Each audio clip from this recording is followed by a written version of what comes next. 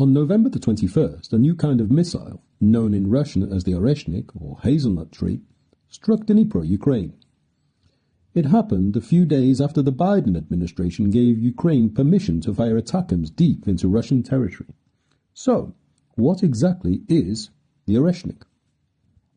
Oreshnik is a new Russian intermediate-range ballistic missile. The name Oreshnik means hazelnut tree, a potential reference to its submunitions which resemble clusters of hazelnuts. According to Pentagon analysis, Oreshnik is a modification of Russia's RS-26 Rubesh missile, an intercontinental ballistic missile that has been tested since 2011. However, there are a lot of physical differences between the Oreshnik and Rubesh missile systems. Oreshnik has a range of 3,500 miles and is capable of reaching speeds of Mach 10 or 12,300 kilometers per hour. That allows it to reach most of Europe in less than 15 minutes.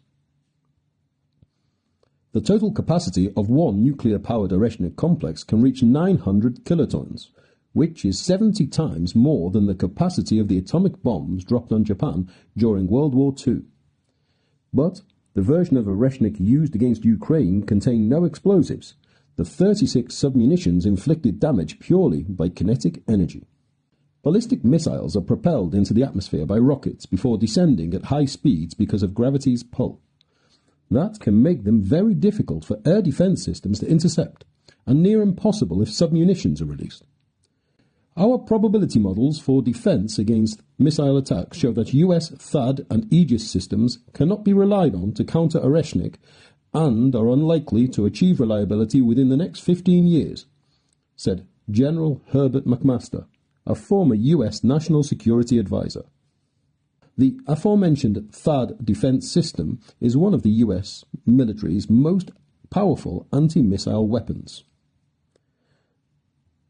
During a Safeguarding Europe event hosted by Chatham House, Ben Wallace, a former UK Secretary of State for Defence, said, quote, "We have to admit it, they created something that NATO systems are not capable of intercepting."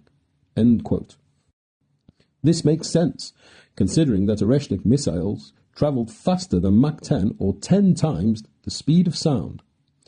Jack Keane, chairman of the Institute for the Study of War, who joined Fox and Friends to discuss the Oreshnik strike, said, quote, "This new missile has changed the rules of the game, and it appears that they have other, even more sophisticated types of missiles we're yet to witness." End quote. If Oreshnik is impossible to intercept using current missile defense systems, and future systems unlikely to do the job of defending NATO countries in the next 15 years at least, then who's to blame?